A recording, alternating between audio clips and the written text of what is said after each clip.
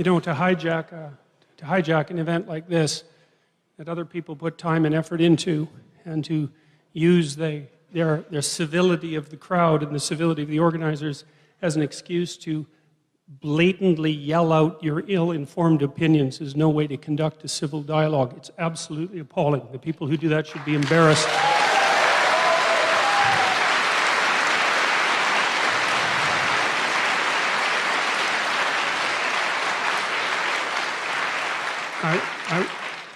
I would also say that as students and as faculty members, you shouldn't put up with it. There's no way that you should allow people who are doing this to hijack your educational opportunities and to bend and twist the functions and the structures of the university. It's not a good thing, not in any way at all. I would say that was a very disgraceful display, fundamentally. So. Yeah, well, kindness is the excuse that social justice warriors use when they want to exercise control over what other people think and say. So, you know, if we're bandying back and forth our differences in values, you know, I would say that the highest possible value is truth, and that one of the concomitants is that we need stringent protection for freedom of speech so that we can utter the truths that we see fit. And I think that that's a value that's much higher than kindness, for example.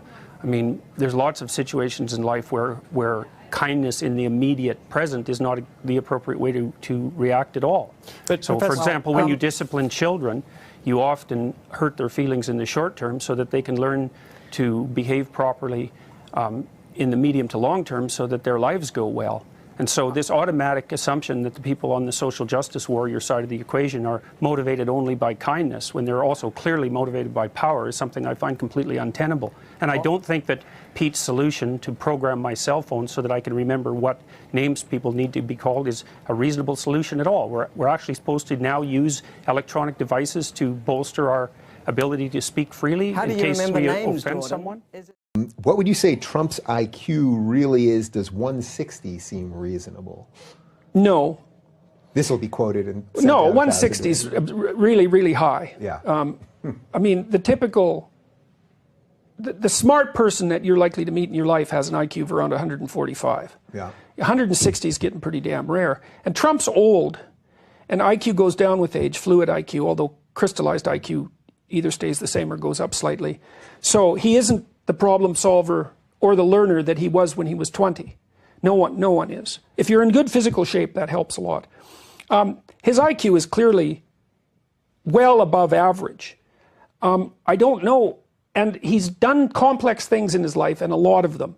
And that indicates that there's something to him, you know, and he hasn't been successful just in one domain. He's been successful in multiple complex domains, each of which were quite difficult. It's very difficult to be a reality TV star that's successful, right? It's very difficult to work in the construction business, and especially on large projects. And I know he's had his economic ups and downs, but he's stayed in the game for a long time, very stressful. He's very stress resistant. So he's no dummy.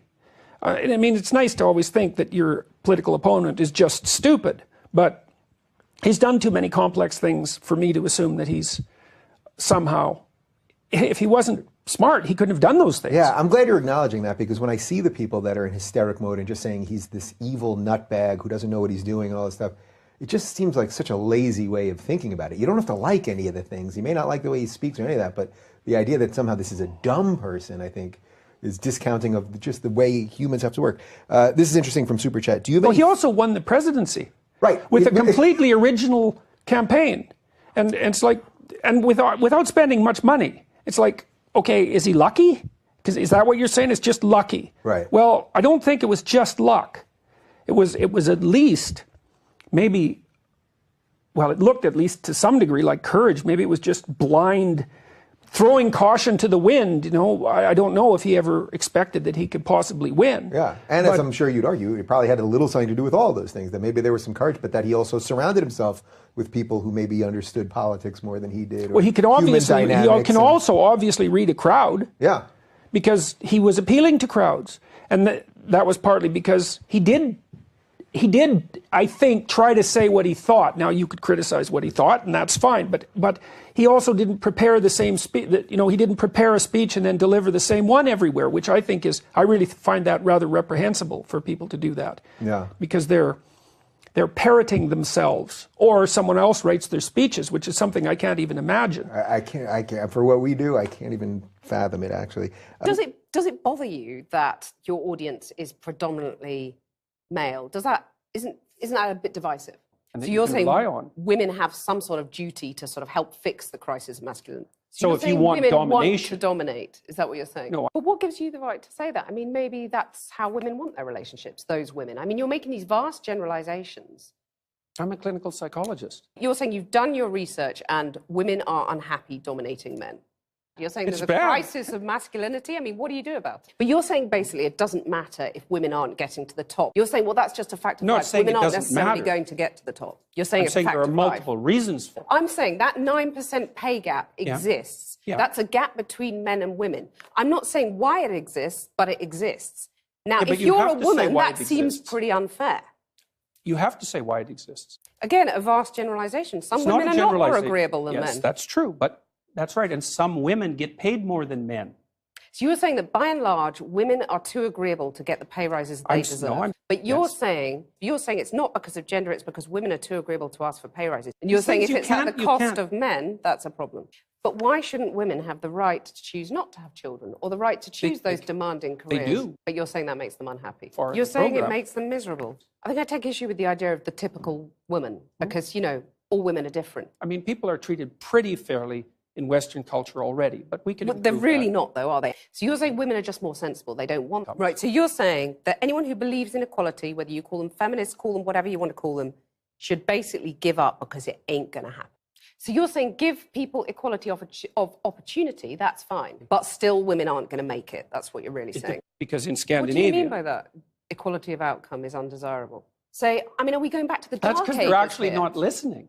I'm listening very carefully, and I'm hearing you basically saying women need to just accept they're never going to make it on equal terms. Equal outcomes is how you defined it. No, I didn't say that. If I was a young woman watching that, I would go, well, I might as well just go and play with my Cindy dolls and give up trying at school because I'm not going to get the top job I want because there's someone sitting there saying it's not possible and it's not desirable, it's going to make you miserable. Desirable. That's what I said. Fine, you're saying that's fine. No, I really think the patriarchal system is just fine. That's silly. I do. I think that's silly. Successful women, though, basically have to wear the trousers, in your view. They have to sort of become men to succeed, is what you're saying. Is it not desirable to have some of those female traits you're talking about? I'd say that's a generalization, but you've used the words female traits. Is it not desirable to have some of them at the top of business? I mean, maybe there wouldn't have been... They don't predict success, and so does high negative emotion. You're saying that women aren't intelligent enough to run these top companies? No. You got in trouble for refusing to call trans men and women by their preferred personal pronouns. No, that's not actually true. You cited freedom of speech in that. Why should your right to freedom of speech trump a trans person's right not to be offended? Because in order to be able to think, you have to risk being offensive. I mean, look at the conversation we're having right now. You know, like you're certainly willing to risk offending me in the pursuit of truth. Why should you have the right to do that? It's been rather uncomfortable. Except you haven't sat there and... I'm just trying to work that out. I mean... Gotcha. You have got me. I'm trying to work that through in my head. Yeah, it took a while. It did, yeah. It took a while. A trans person in your class has come to your class and said they want to be called That's never happened. And I would call them she. You're saying someone who's trying to work out their gender identity, who may well have struggled with that, had quite a tough time over the years. With it, yeah. You're comparing them with, you know, Chairman Mao, who saw the deaths of millions of people. Well, even if the activists, you know, they're trans people too. They have a right to say these things. Yeah, but they don't have a right to speak for their whole community. To compare them to Chairman Mao or... You know, Augusto Pinochet. I mean, you know, this is grossly insensitive. No, I didn't compare them to Pinochet. Under Mao, millions of people died. Right. I mean, there's no comparison between Mao and a trans activist, is there? Why not? Because trans activists aren't killing millions of people? The philosophy that's guiding their utterances is the same philosophy. The consequences are... Not yet. You're saying that trans activists could lead to the deaths of millions of people? I'm saying that the philosophy that drives their utterances is the same philosophy that already has driven us to the deaths of millions of people. Okay, tell us how that philosophy is in any way comparable. Sure, that's no problem. The first thing is that the philosophy presumes that group identity is paramount. That's the fundamental philosophy that drove the Soviet Union and Maoist China. And it's the fundamental philosophy of the left-wing activists. It's identity politics. It doesn't matter who you are as an individual. It matters who you are in terms of your group identity. You're just saying things, though, to provoke, aren't you? I mean, you are a provocateur. I never say You're like anything. the alt-right that you hate to be compared to. Everyone I hate is a literal Nazi, literal Nazi, literal Nazi. Aren't you just whipping people up into a state of anger? And Not at all. So you're saying, like the lobsters, we're hardwired as men and women to do certain things, to sort of run along tram lines, and there's nothing we can do about it. Let me just get this straight. You're saying that we should organise our societies along the lines of the lobsters? No, I'm not saying that. We're talking about whether you can force someone to refer to you or refrain from referring to you in different ways. I guess one issue that I'm having difficulty with is what a pronoun is. I think we'd all acknowledge that you have a right to force people to refer to you in certain ways. If a professor had a class and they had a student who insisted on calling them a girl when they were male, or calling them queer or something, or I can think of way worse words, they would say, well, that's not a pronoun, that's a derogatory label that's just meant to degrade me. But if, who's to say what is a pronoun? And I'm not sure that it necessarily would change if 95 or 97 friends all insisted on sort of degrading or, using that pejorative label to the person. And I think that people who are transgendered or whatever do experience, when people use the wrong gender labels to them, they've experienced real prejudice. They experience it as kind of oppressive in that way. So I don't know if identity is a subject or an object, but I do know that we place important demands on one another. I don't know about nature, but I know that fundamentally, like, our society is going to work better if we respect each other, and I think history bears that out. That self-respect and allowing people's self-identification to play a role in that public aspect. We do already have limits on how people can refer to each other, and they're informed by how people want themselves to be referred to. Okay. Well, that's a lot of questions. So, and that's, I'm not trying to be a smart aleck about that. It's just, I'm going to have to sort that out for a minute. Well, the first thing I would say is, pronouns, and I'm not a linguist, so I'm not going to be able to whip this off the top of my head, although I do know that there is a psychologist named James Pennebaker who's written a whole book on pronouns, which you might be interested in referring to, and pronouns turn out to be extraordinarily important as signifiers, but they're also part of what's called a closed linguistic category, and they don't change. And so that's something that's useful to know.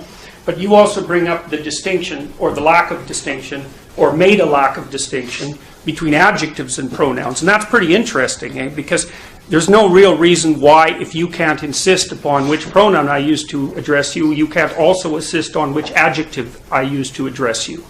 And there's a lot more adjectives.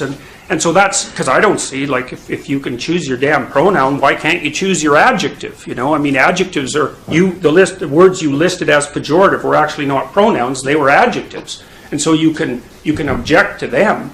And there's no shortage of times when you use a pejorative adjective to describe someone, especially if you believe that they've misbehaved. It's like, if the person can insist upon their pronoun, why can't they insist upon their adjective? And that's another part of this problem with this multiplicative complexity, that it isn't addressed properly within the law. With regards to respect, you said, well, human civilization progresses a lot better if we respect one another, and I actually don't believe that at all. I believe that human civilization progresses and maintains itself when we respect people who've earned respect. You don't just respect everybody randomly. Well, what the hell use is respect if you just respect people randomly? It's like inflating the currency, It's like the Simpsons episode where, Bart gets a trophy because it's every child gets a trophy day. All you do is inflate the currency. Respect is actually limited to that category of people who have earned respect in some manner. So whatever you're talking about with regards to, say, common decency between people, it's not respect. And the definitions actually matter. They matter a lot. And so I hear the respect argument all the time, but you also can't force me to respect you. You might be able to force me to act like I respect you, but you can't force me to respect you. It's just not possible. You could break me, I suppose, and then perhaps I would do it, although I can't see exactly how precisely. But So there's a number of, I mean, I get your point, and I'm not trying to denigrate it in any sense. There's a complex issue here, which is to what degree do you allow individuals to govern the conversation that's had about them in their presence or otherwise. But I would just revert back to my original argument, which is that's a negotiation. It's either a negotiation. You got 3 states can negotiate with someone. You can be their slave, or you can be their tyrant. And I would pick negotiation, but as far as I'm concerned, the law right now, as it's currently instantiated, is a tyrant, and it makes people into its slave, and we're going to pay for that.